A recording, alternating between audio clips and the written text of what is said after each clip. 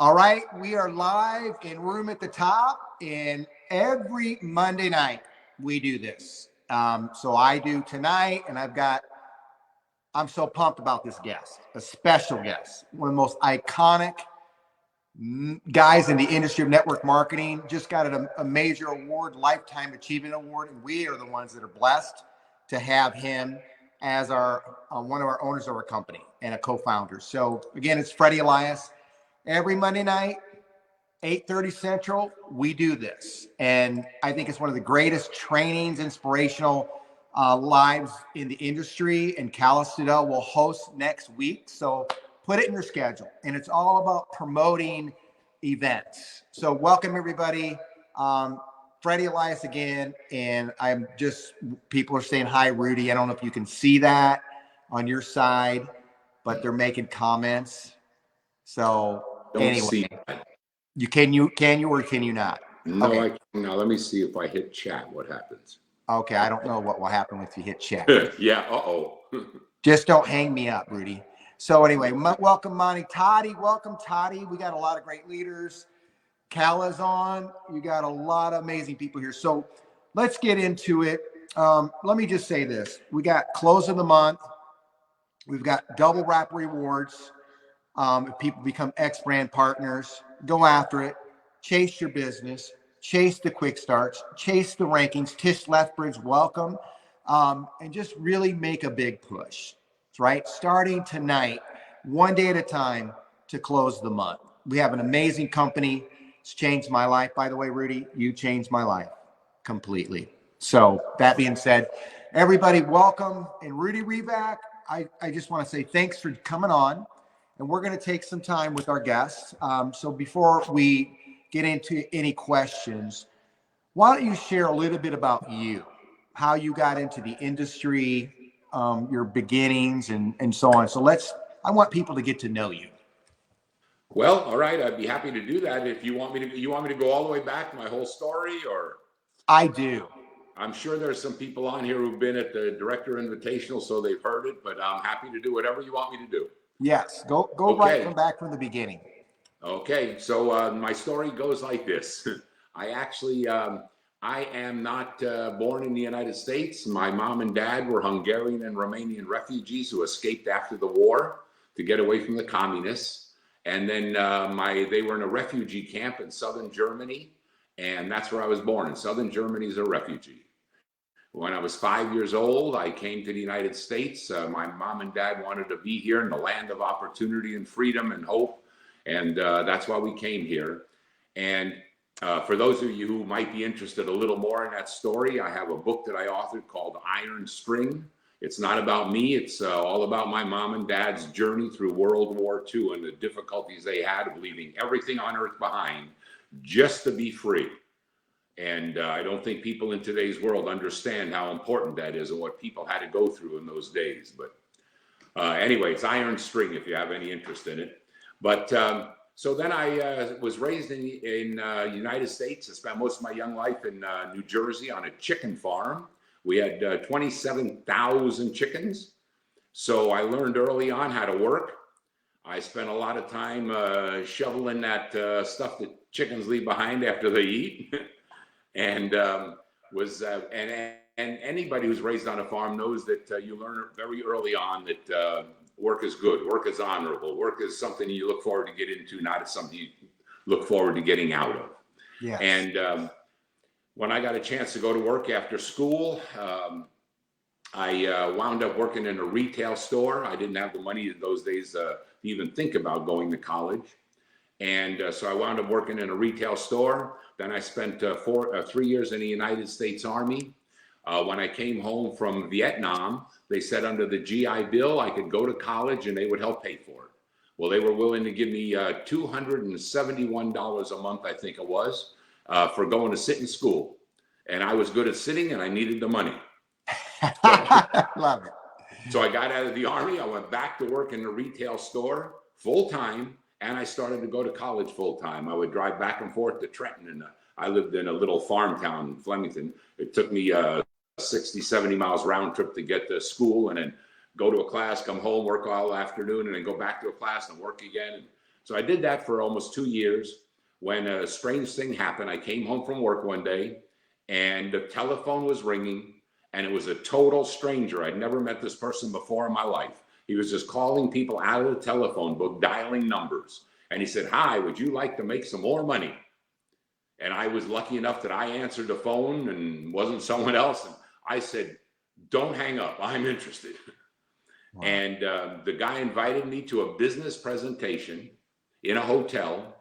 And I had to go 60 miles round trip to get to this meeting because, again, I was in a little farm town. I went to the meeting, and that night as I walked in, there were all these guys there with these suits on, nicely dressed, beautiful people. And I'm a farm boy. I'm in jeans and just barely shown up, right? And but they all welcomed me in, and I was only 23 years old at the time.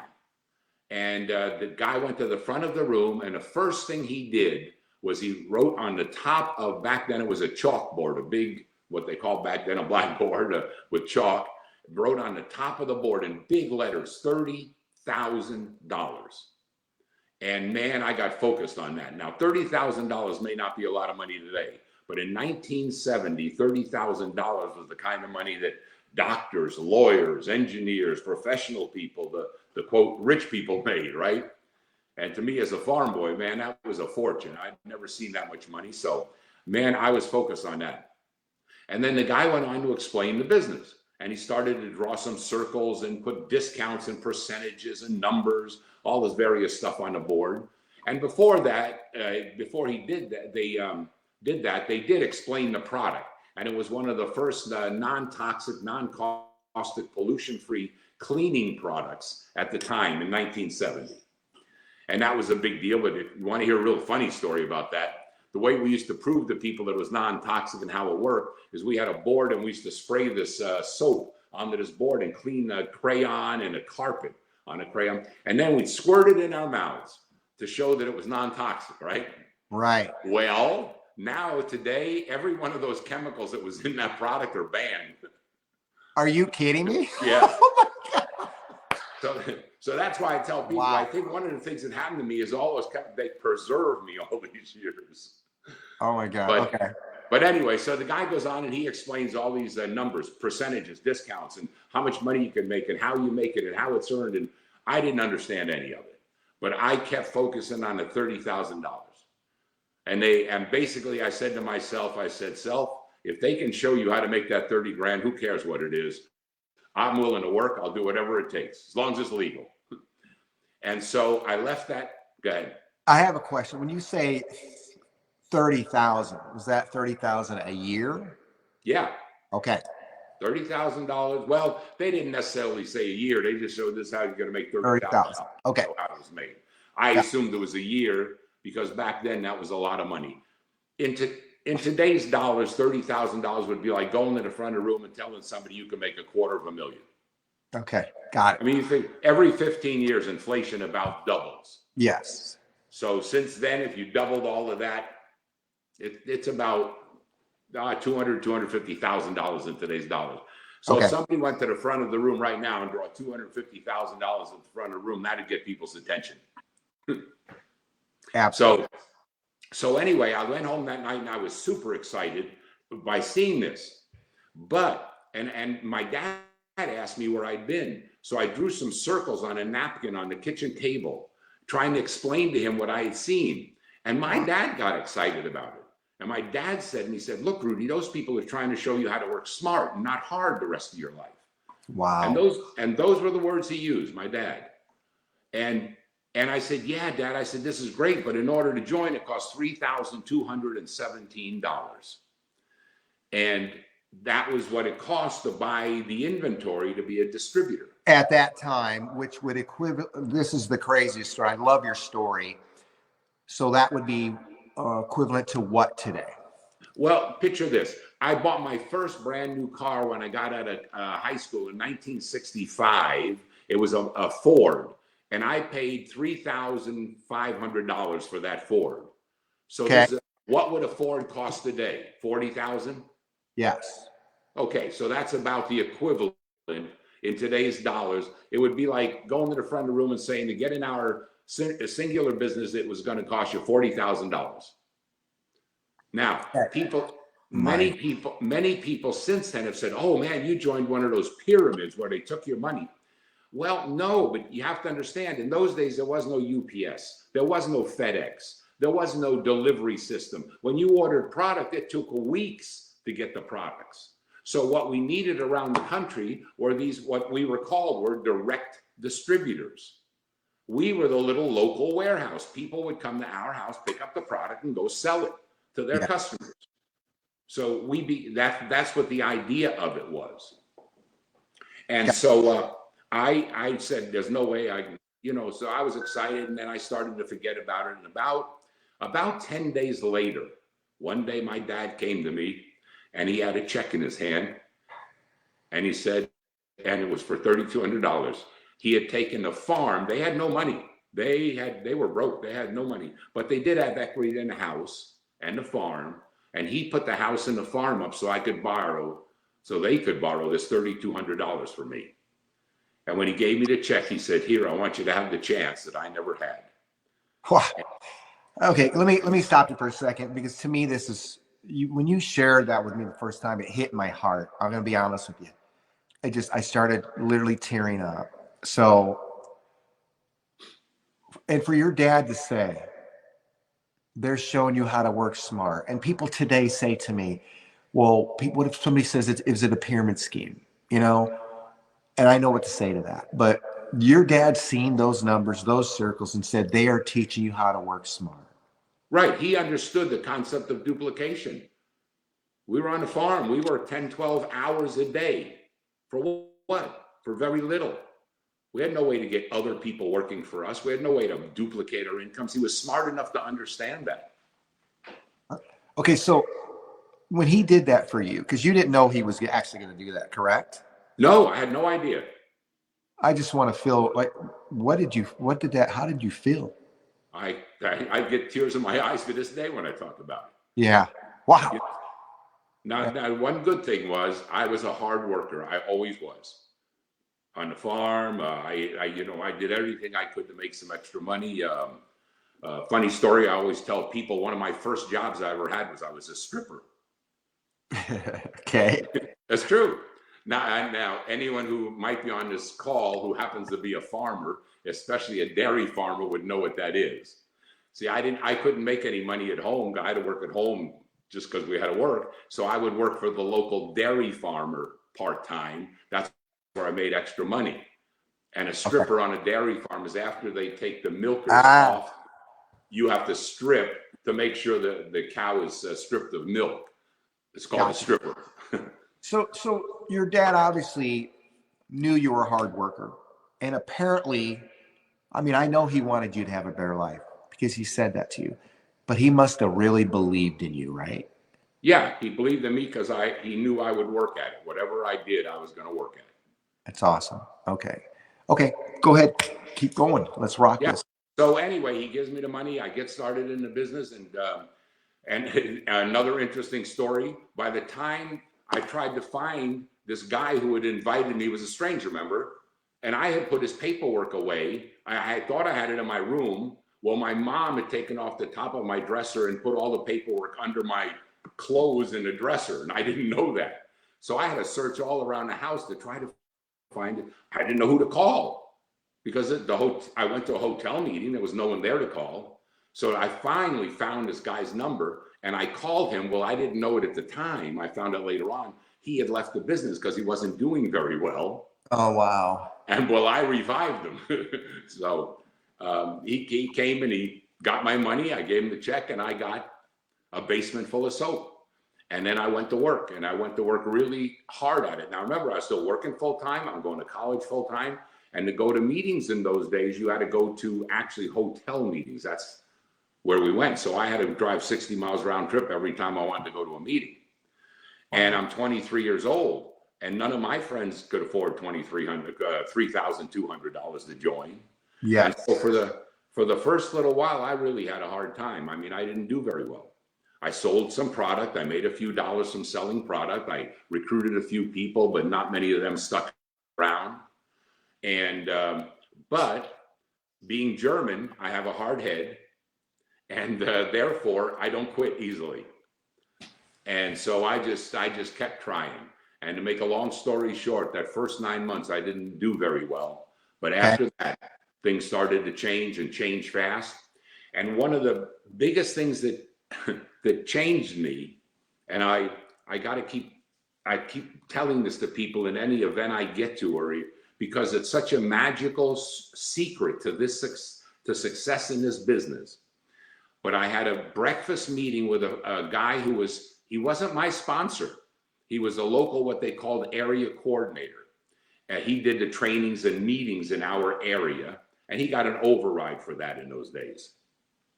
And he sat down and had breakfast with me one day at the Holiday Inn in Somerville, New Jersey. And he said, Rudy, why aren't you doing better? And Marty, I'm 23 years old. None of my friends want to join. It's hard for me. I'm working full time. I'm going to school full time. I'm young. I had all these excuses. Yeah. And basically Marty said to me, he said, you know what's wrong with your list of excuses? I said, what? He said, your name's not at the top of it, because the biggest excuse is you. And if you don't change, things aren't going to change. The same thing Jim Rohn used to tell us all the time, but we learn from. If I could say, if somebody could post that in here, would you guys please do? Just exactly what he said about the excuses. I always say this, Rudy, all excuses are equal. So, okay, so continue on. So he said something look, great. All the excuses you've got, everybody's got the same excuses or something similar. He said, you want to change things? I said, yeah, whatever. He said, if I tell you what to do and I give you something to do, and will you promise to do it? I said, of course, Marty, I'll do whatever you say. He took 10 paper clips out of his briefcase at that time, and he gave them to me, and said, put these 10 paper clips in your left pocket. And I put them in my pocket. He said, now I want you to go out every day, Rudy, and talk to somebody about your product, your company, the business, the opportunity, anything. I don't care. I just want you talking to them. I don't care if you say stupid things. Just talk to them about the business. Now, he didn't say that, quite that, but he wanted me to get out talking to 10 people every day about the opportunity. And I said, I'll do it. He said, and every time you talk to someone, you move a paperclip from your left pocket to your right pocket.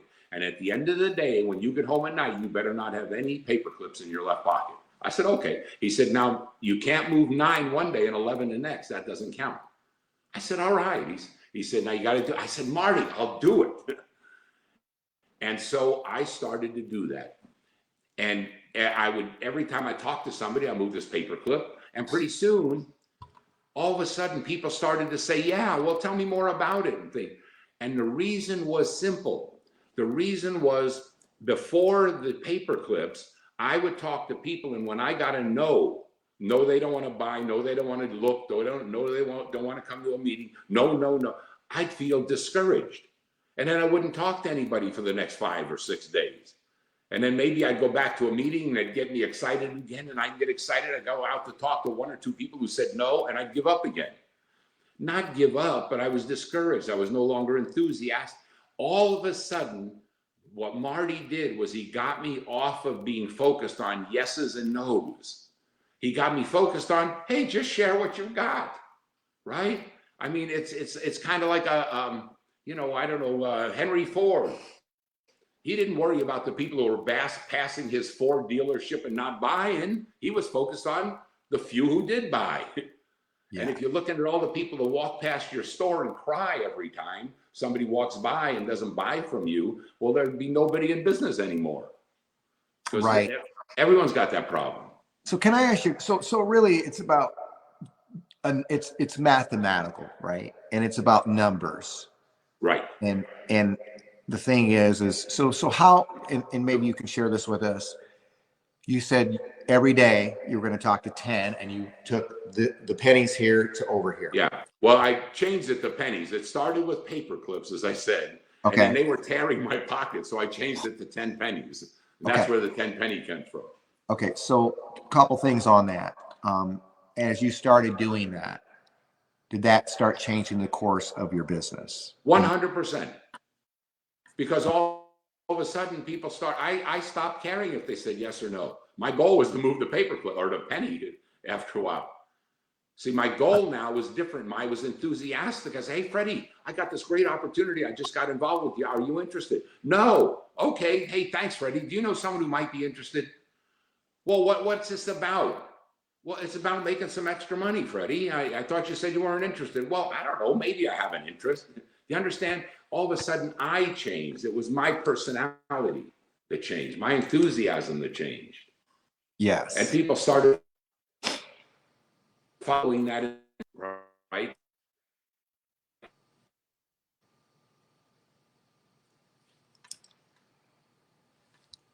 Can you guys hear us? Because you froze up, Rudy. Hello, okay, are you back? Okay, you're back. You froze up. So people started. That you said as you shared, and people wanted to know more about what you're doing as far as the opportunity to make more money. Right, and a lot of them said no, and all of a sudden I didn't care if they said no. My goal was just to talk to the next person. Yes, and that was the secret. It's the way I say it to people is the first step to have success in this business is activity. You can't get results until the activity speeds up. That's it. You got to start doing something. How do you overcome any fear? You do it. There's no other way on earth. If you're afraid to drive a car, you get in and you got to learn how to drive. If you're afraid to learn if you're afraid of flying in an airplane, how do you overcome it? You can read books, you can read anything you want, but you got to do it. Wow. Awesome. Business. Okay. So, how did you, so today we've got social media. We hit one button, it goes to all these people. We do Zoom meetings. We do 3-ways and video chats, and you had none of that back then. So let's touch on what you did. So how were you meeting people?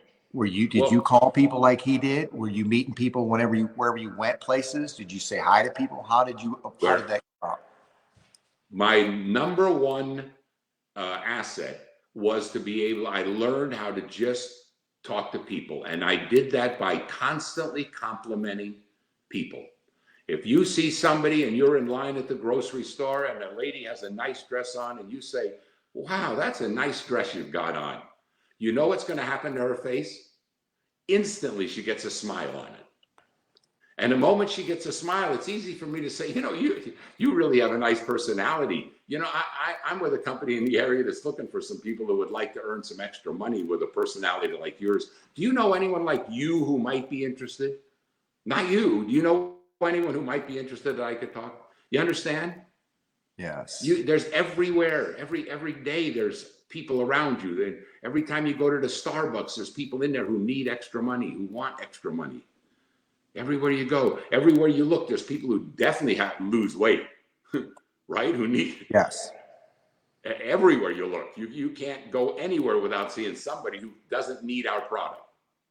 Okay, I love that because, I mean, and I think back about what you had to go through, and I'm just making a point here. The investment was serious. I mean, we're talking, $200, $600 to get into our business.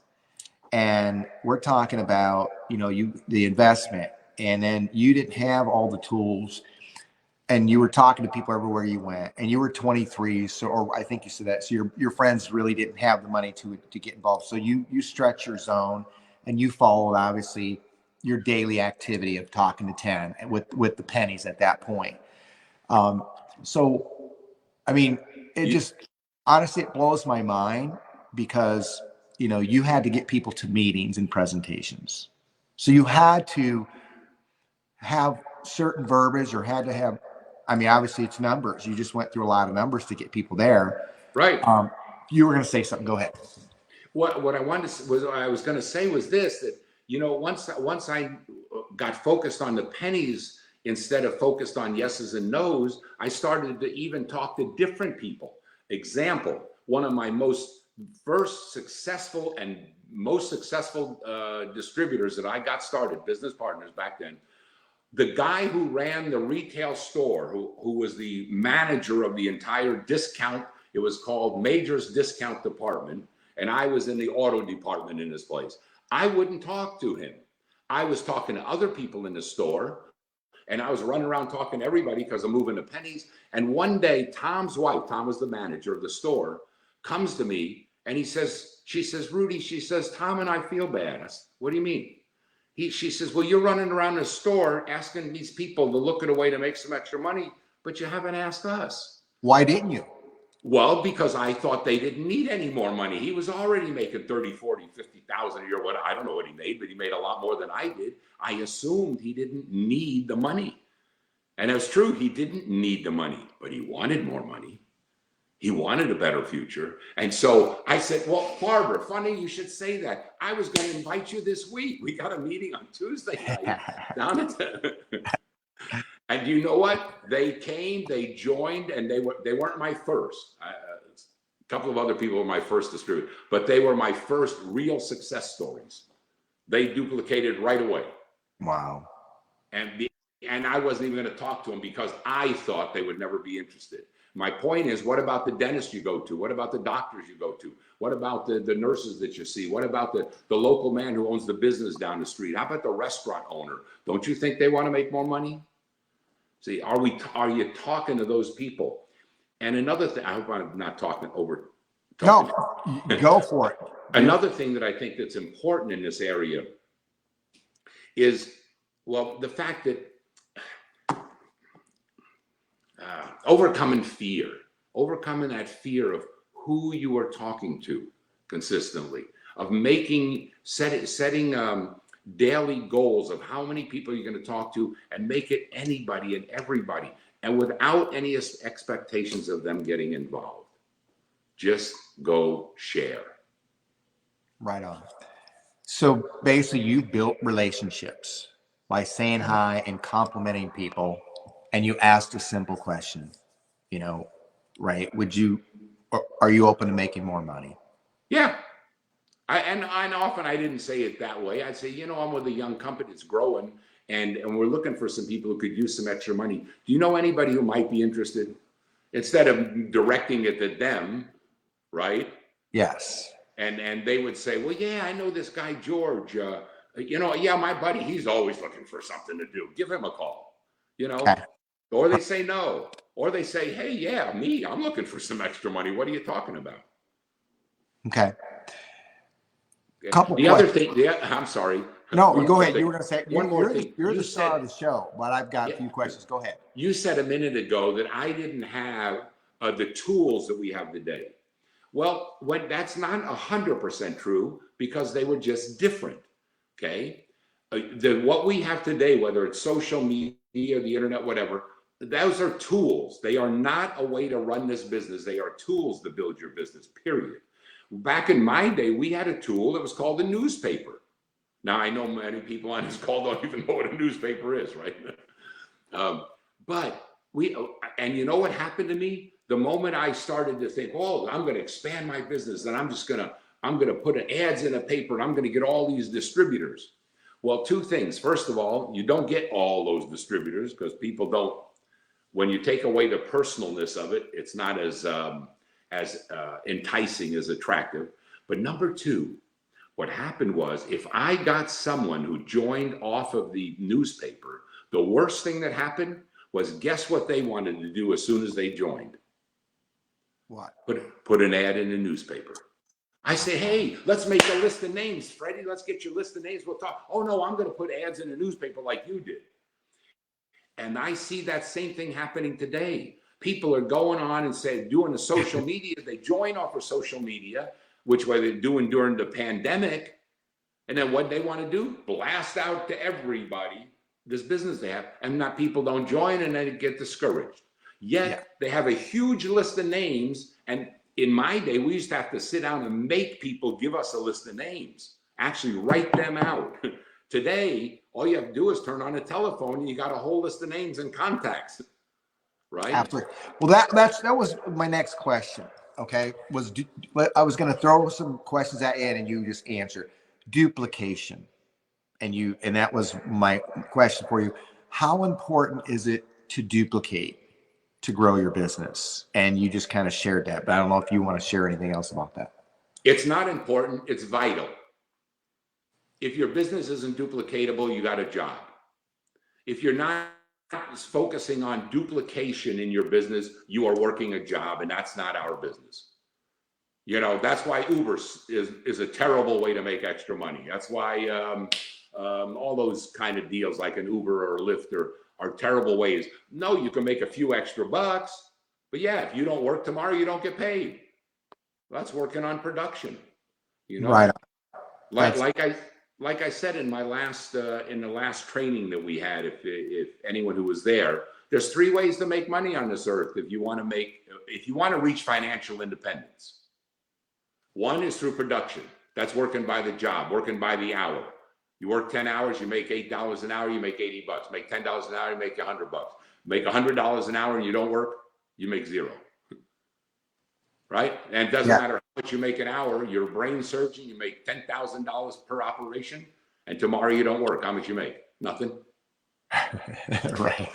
You get in an accident, you lose your hand, your income is gone. Production doesn't work. Second way to reach financial independence is through a thing called investing. Land, stocks, bonds, gems. Some people have gotten very wealthy that way. Warren Buffett, one of the richest men in America, all invest, never built anything of his own except his investment company, right? But for the average person, it doesn't work. 2 reasons. One, investing, to get into investing, you got to have something to start with, right? The average person doesn't have the finances to invest big. And the second problem is if you invest in something or someone else, you'll lose control of your money. And, you know, people say, oh, no, if you invest in real estate, it's always going to make you money. Want to bet? I can tell you some stories about some houses I bought in Canada a few years ago. A whole bunch of houses. I lost a bunch in that deal.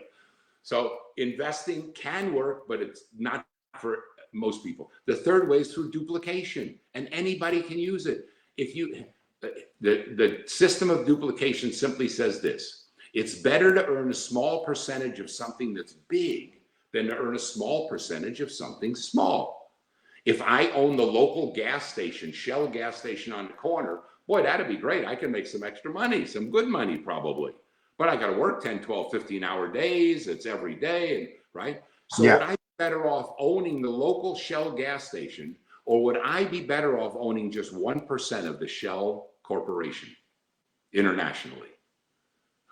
Answer simple. So are these things that back when you were building the early days, were these things that you heard people share, maybe mentors or you know, whoever was training? Is that how you picked this stuff up? Because again, I want to say this, I think people don't quite get our industry, right? And I think people are intimidated by sharing opportunity. I don't know if it's just why that is. And I mean, I'll just tell you, my first company that I got involved with, I was 26 and I really did well, but I was a little, sometimes I worried about what people were going to think about me. Now, this is back in the early 90s. That's human nature. Okay. But the way you're talking about it and the way you're sharing it, just how you broke those 3 things down, you know, it's to me, it's powerful. It gets me to see a bigger picture of how I could be successful. The biggest problem, Freddie, with most people is that fear. They've never done anything like this before. Fear stops people, right? And to overcome that, I had it also, you know, and you're right. I learned all of these things. I didn't know any of these things. I learned them all thanks to the business over time. Did I make a lot of mistakes? Of course. Did I have a lot of failures? Of course. But let me say one other thing. When people are disappointed because people don't join, or because they get all these no's, or because, oh my gosh, it's so hard. Well, let me remind you something. We wouldn't pay the kind of money we pay if it was easy, because everybody'd be doing it. The reason we pay so much money, we pay over 50% of every dollar that comes in the door goes out to you guys. Why? Because it's tough. You know, if it wasn't tough, everybody would have joined. You never would have had a chance. When we started Xyngular 13 years ago, we would have had all the people we needed overnight if it was easy. Yes. And that's why we pay. So yeah, it is hard, but it's worth it. That's the difference. It's hard to have a job, but it's not worth it. I just heard there was a statistic that's out right now. This gal that I talked to on the phone who just joined our business, and she said 82% of the women in the United States that are making over 100,000 a year, 82% is because of our network marketing industry. And I said, how did you find that out? She goes, I researched it and Googled it. Now, I don't know if it's all true there, but it's pretty powerful. Let me ask you this question. How important is it to be working on your mindset every day? I'll use the words that Jim Rohn gave to me when I was a 23-year-old kid. For things to change, you have to change. And for things to get better, you have to get better. And if you work harder on yourself than you do on your job, you'll succeed. Okay. Those are Jim Rohn's words from 23 years ago. And I bought into that philosophy 100%. I worked on my attitude. I worked on my skills, my business skills, my ability to talk to people, my front of the room skills. I worked on me as hard as I did on the business. And in the early days, it was not easy for a 23-year-old kid, chicken farmer. Right. Wow. That's awesome. So what did you do? Did you read? I mean, obviously back then we didn't, now I can hit YouTube and put your name in it and hear what I want. I went to all of the seminars. I went to, of course, Jim Rohn again, because he was part of our company. So I heard from him often, but then he also recommended reading. And we read back in those days, there were some terrific, and they're still around today, The Magic of Thinking Big, The Magic of Believing, Think and Grow Rich, of course, Acres of Diamonds, As a Man Thinketh. Yes. I mean, these are all classics, and they're still around. Some of the greatest of all time. Yep. I got my grandson. I pay him $20 for every one of these books that he reads. If he reads a book, he just finished As a Man Thinketh, got his $20. But I make him give me a synopsis of it after he reads it. Love it. And he's 14, right? 14. And he's 14. And I just learned this because I was asking Rudy about this because he was interviewed a few times by Ellen DeGeneres. Okay. And then Rudy says he's now got his own business at 14. And what he earned 50, did you say $42,000 on his W2? He sold $40,000. He has sports card business. Okay. He buys and sells trading cards, baseball, soccer, basketball, you name it, cards. Yeah. And he goes to these trade shows and he does it on eBay. Last year he sold over $40,000 just on eBay. Unbelievable. And so you got him, you give him $20 to read a book. He has to share. I love that. That is so powerful. Not a book. The book I give him. Huh? He can't read a comic book. He reads the books I suggest. That's right. That's right. I love it. Those are classics. Let me ask you this question. How important is it to be consistent every day at building your business and doing the right things to build?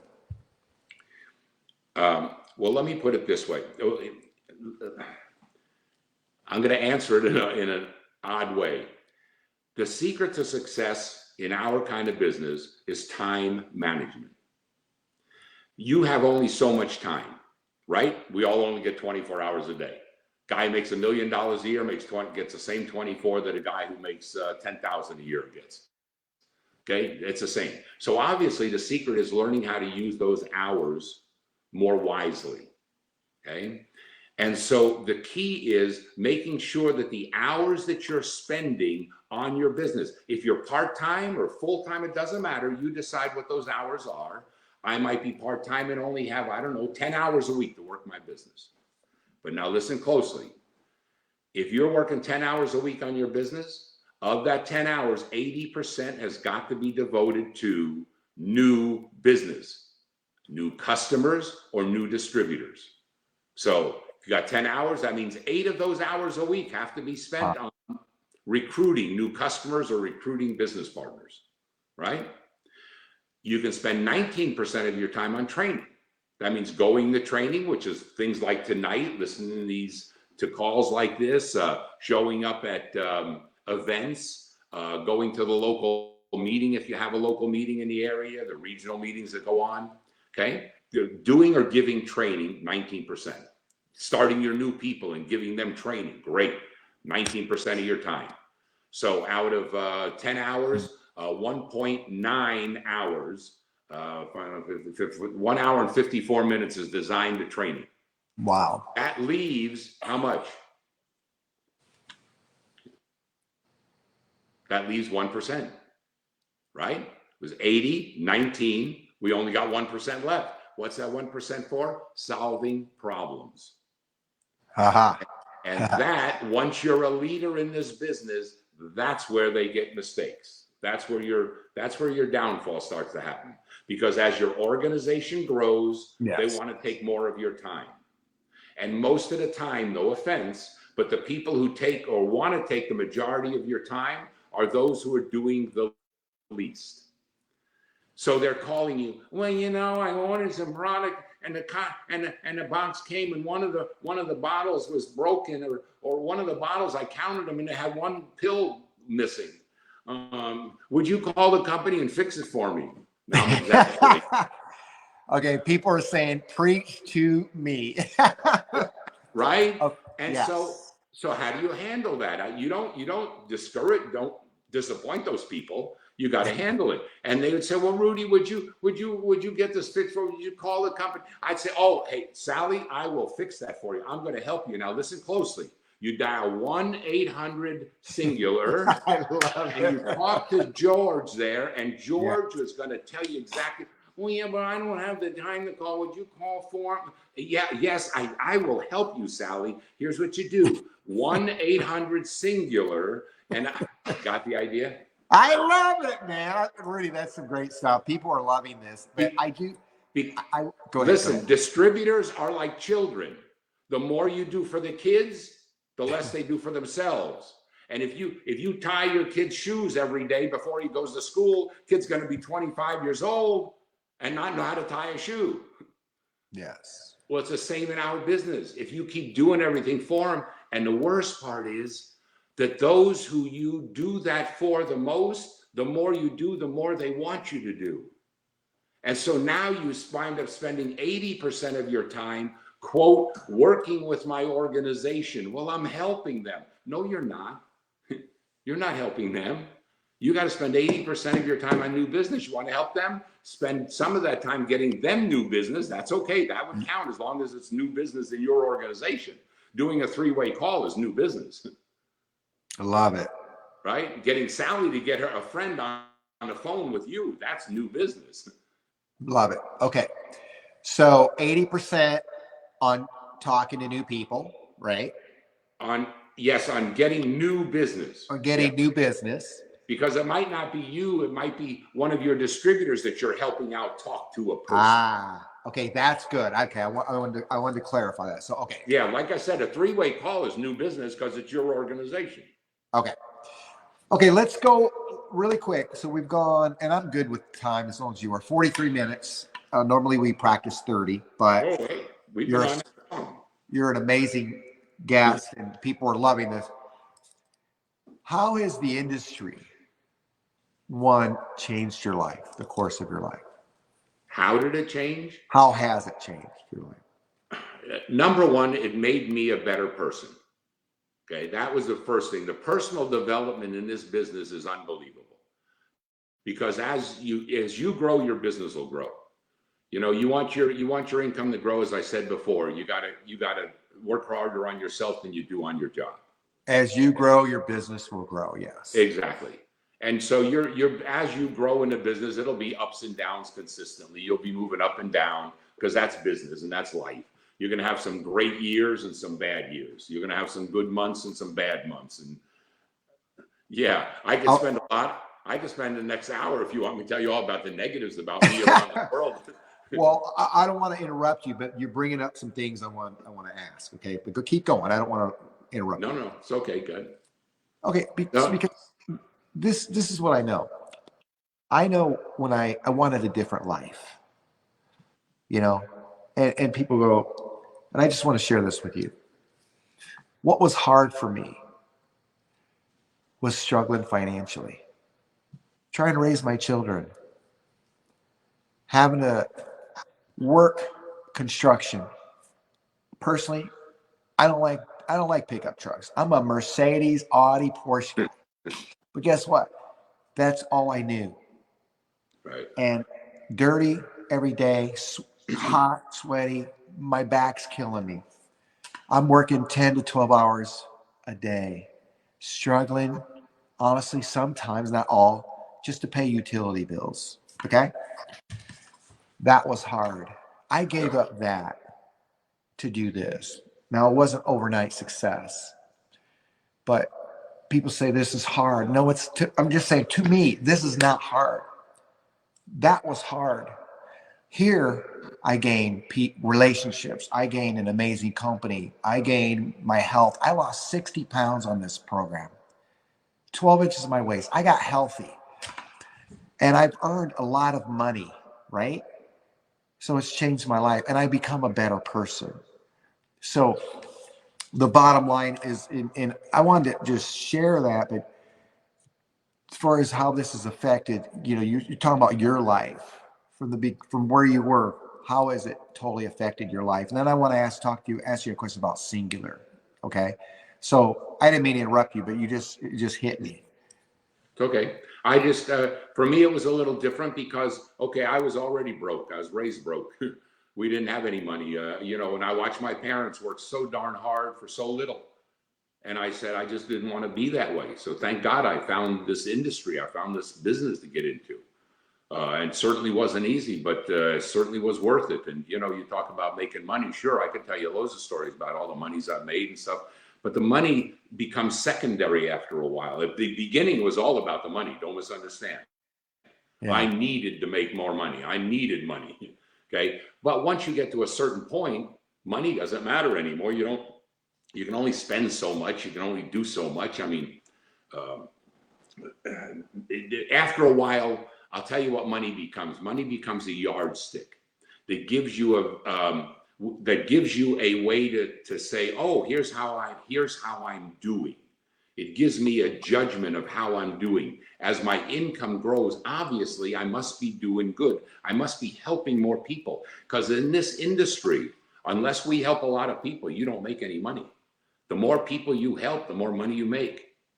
So as we grow our business, as we grow Xyngular in the US, around the world, as we do more and more businesses, we help more people put money in their pocket, that automatically we're doing well.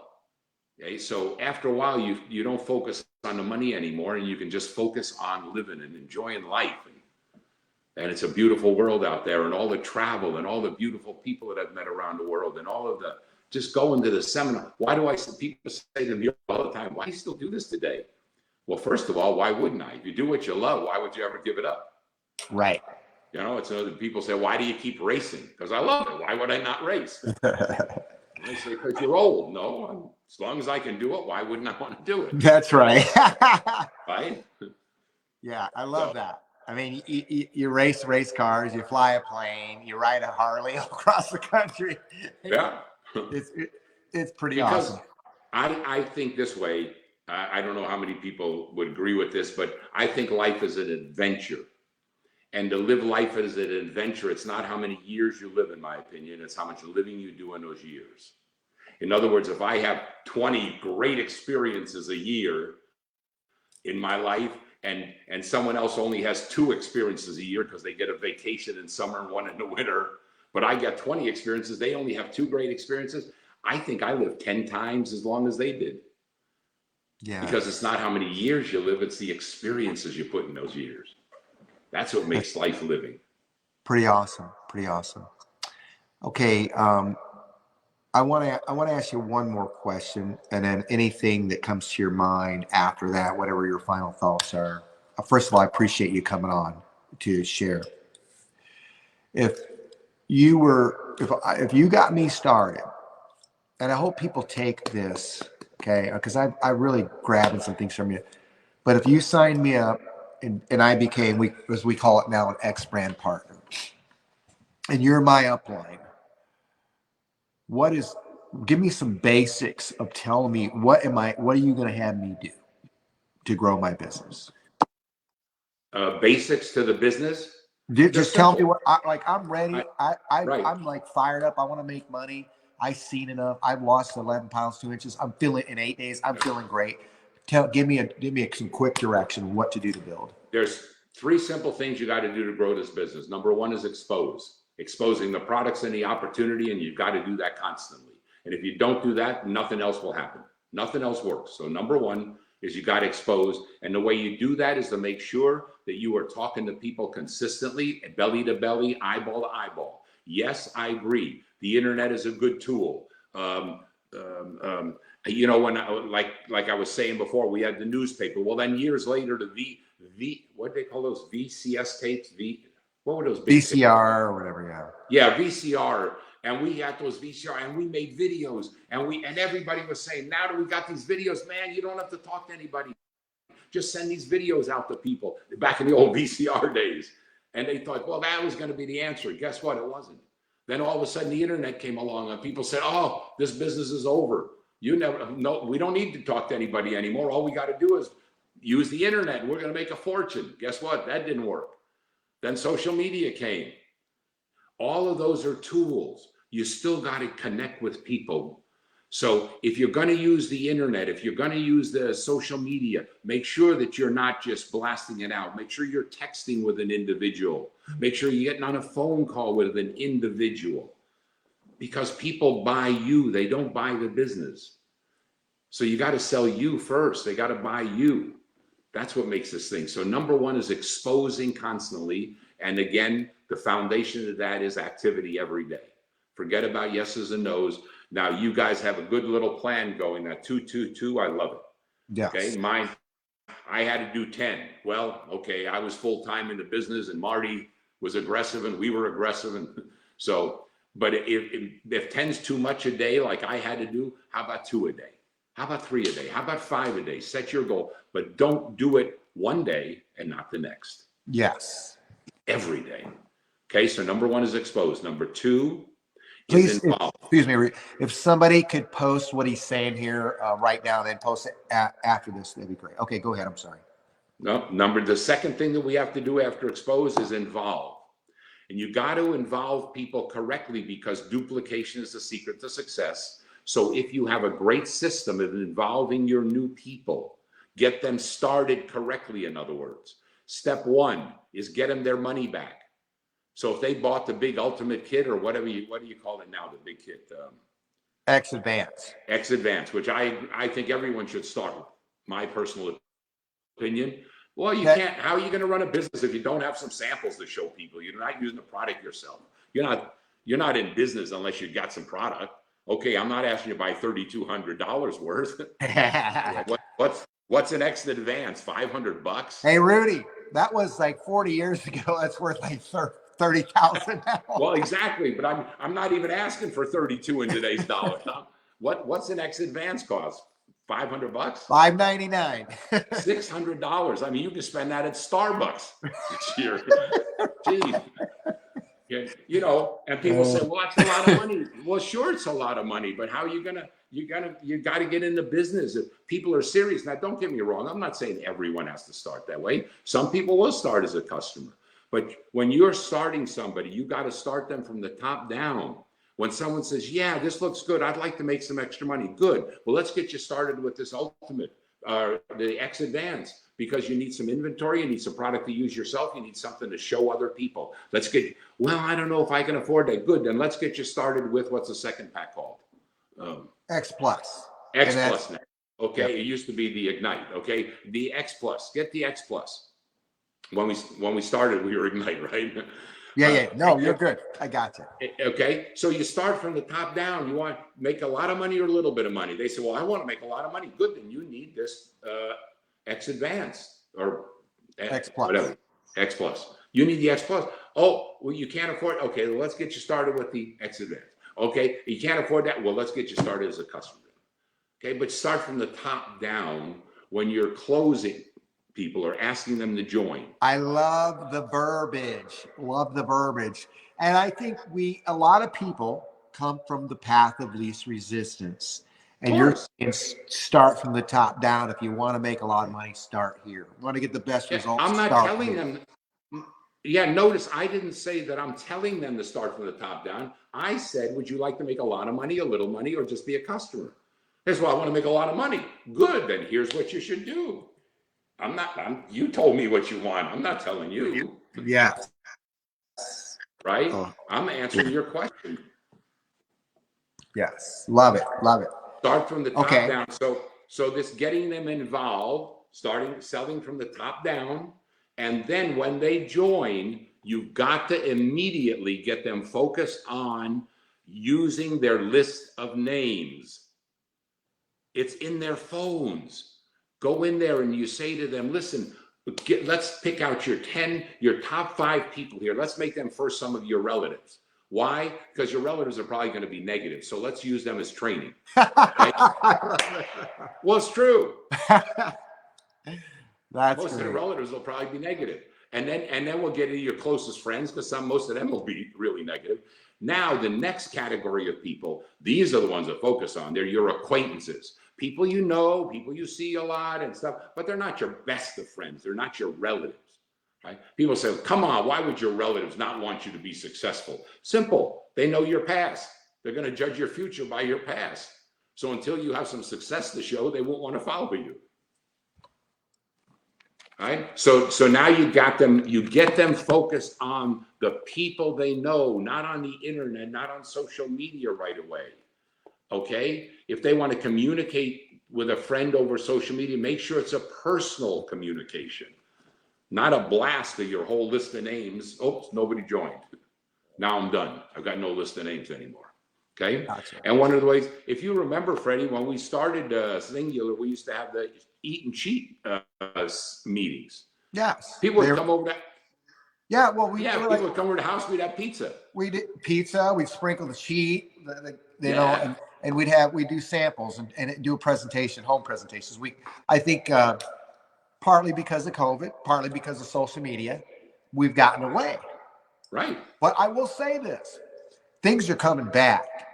Like, we are making a list, and I love that, because that's how I built. You know, I'll be honest with you.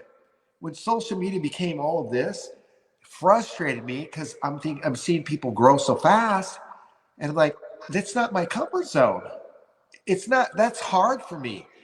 So, but things are coming back. Rudy, make your list, calling people, talking to people. Yes, make your list. Number 2, you get their goals. You find out what it is they want, because everybody is different. Don't influence them with your goals. Find out what they want. 2 reasons. 1, because you want them focused on the promise of the future. Number 2, you want to know how to motivate them. Because, Freddie, you don't want pickups. You want a nice car. Okay, you told me something a minute ago. Huh, that's cool. I'm going to use that against you. Next time you don't show up at a meeting, I'm going to say, Freddie, you told me you like driving nice cars. If you're never going to drive a nice car if you don't show up at that meeting. Wow. You understand? So I know what you want, not what I want you to have.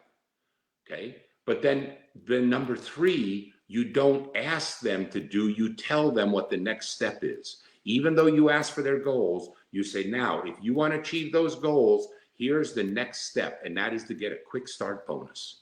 We've got to get you to that quick start, number 1. Number 2, we're going to get you to manager. Now, once you get there, then we're going to start talking about how to achieve your goals. But these goals you've got to achieve right away, and I'm going to help you to do it. Love it. You understand? People need to be told what to do, not asked what to do. Yes. If you want to make money in this business, Freddie, here's what we're going to do with you. Here's what I'm going to help you to do. If you need my help, no problem. And by the way, Freddie, if there's ever a time that you're getting started in the business, I don't want to accept your money or sell you this kit until you answer one question for me. If there's ever a time I see you not doing what will help you succeed in this business, do you mind? You give me permission to tell you? He says, well, he's new. He says, well, of course, I want you to help me. Okay, I just wanted to get that clear.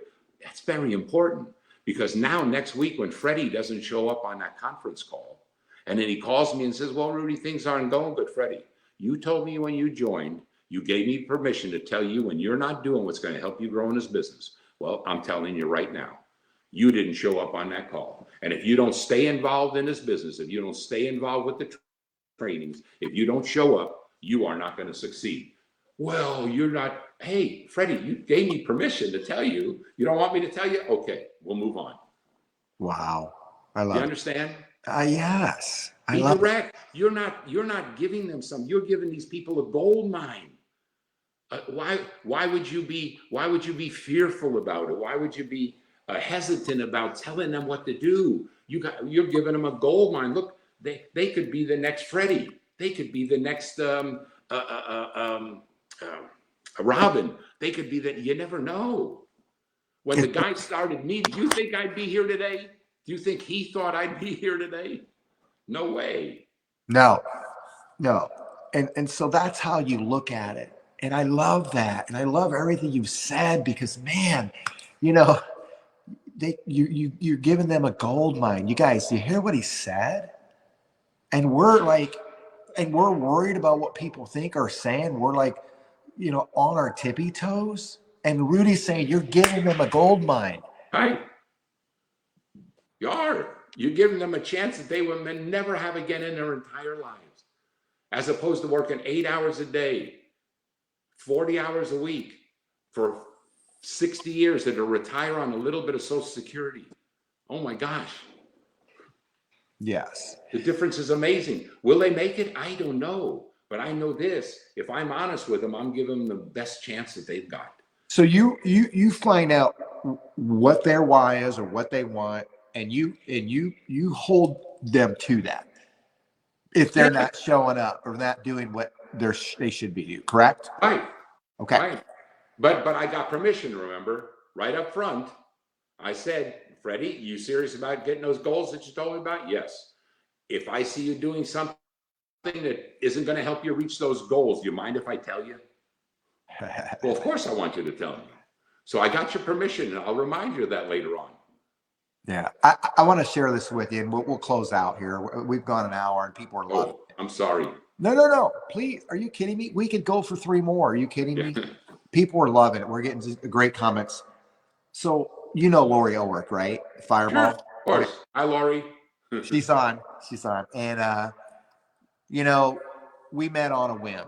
So I lived in Peoria, Illinois. She lived in Utica, Illinois, which is an hour and 15 minutes away. I was in the company 2 years, build my business part-time. It earned in 2 years, and I'm just going to not worry about being so compliant because it's always in my brain, but about $220,000 my first 2 years, which is life-changing for me, right? And I thought I really hadn't built much out of my hometown. I wanted to build my backyard. And I was in the dentist's office, and I was waiting to get in. And I seen this, just thumbing through a magazine in the waiting room. And I seen this magazine. It looked great. So I thought, I'm going to call this magazine to see what an ad would cost. And it was going to be, like a 8-day, lose 5 to 15 pounds, 8 days, whatever, and a before and after picture. So I called it. It was Lori Ulrich. I left, got in my truck, called it. And she says to me, I said, hey, I want to price out an ad, see what it would cost and the size. And she goes, what do you do? And I said, well, I help people lose weight and feel amazing. And she says, what is it? She goes, my husband and I need to lose weight. And I said to her, we'll talk about that. Bottom line is this. We never met. We didn't meet in person. She was interested in getting started.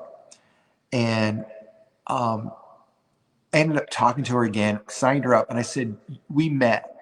And I said, you'd be amazing at my business. And she says, I will never sell nothing for you. She said it in a different way. She says, I will never sell nothing for you. And I said, let me ask you a question. You're getting ready to start my program. You don't even know me.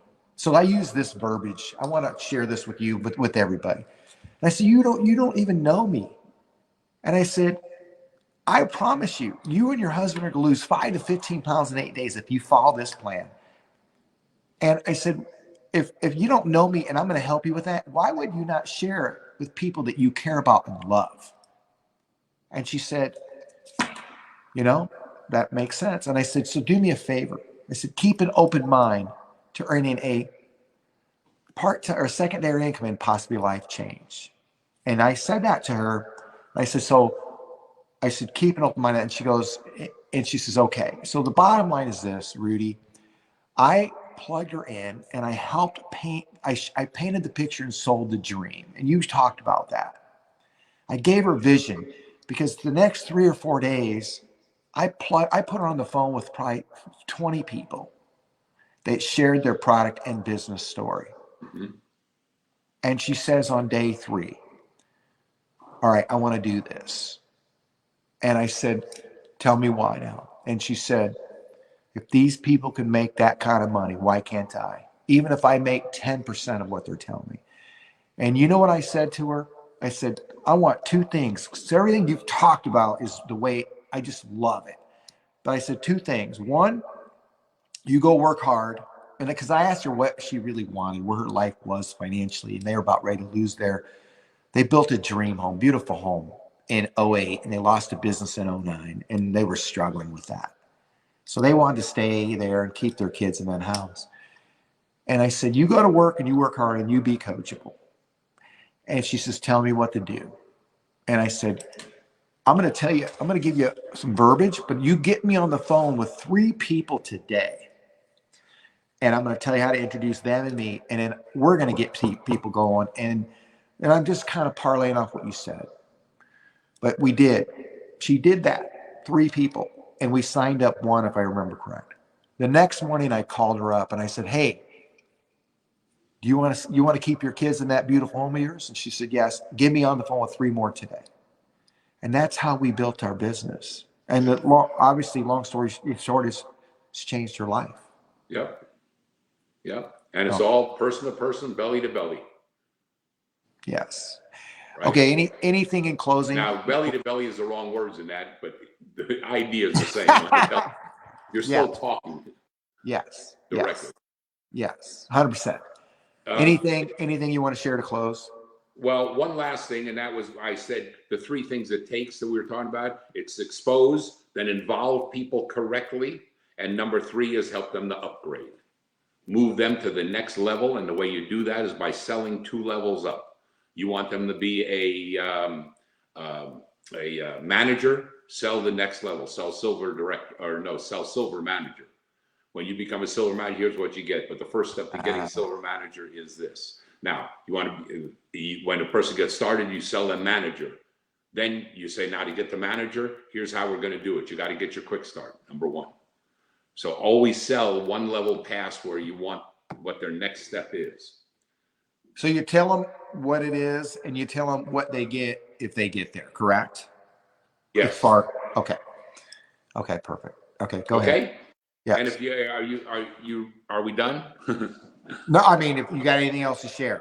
No, whatever. What you decide. No, I'll tell you what. We're good. We'll close out.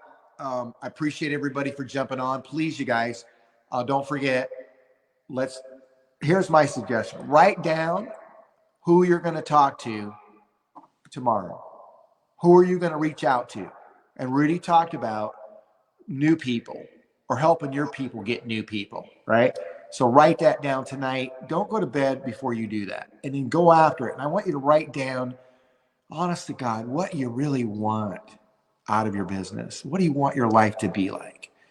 And let's go to work and build and close this month strong. Rudy, hang tight with me. Stay on. You guys, thanks so much. Let me leave with one last thought, please. Please. As I always leave people, because I think it's the real secret to success in our business or any business or anything in life. And that is this.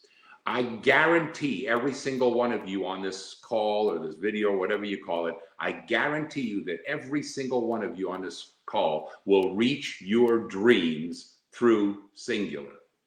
Don't hang up yet, because I didn't stop talking. Okay. I guarantee you that you'll reach your dreams through Xyngular. And that, look, the chairman of the board, a major shareholder of the company, just guaranteed you that you're going to succeed. But listen closely. I guarantee you'll succeed and get all of your dreams in Xyngular if you stick around until you succeed. Because the secret to success is staying involved and staying persistent. Love it. Discouragement, disadvantage, and disappointment are not reserved for poor people. Rich people have them too. The difference is they persisted through their discouragement, disappointment, and disadvantage. Thanks for having me, folks. Love that. Og Mandino, scroll mark 3, my second scroll, favorite scroll. I will persist until I succeed. Hang tight, Rudy. Listen, you guys, I appreciate y'all. Listen, if I could tell you, tag some people and get your people on this live so they can watch the replay. Appreciate you guys so much. Hang tight, Rudy.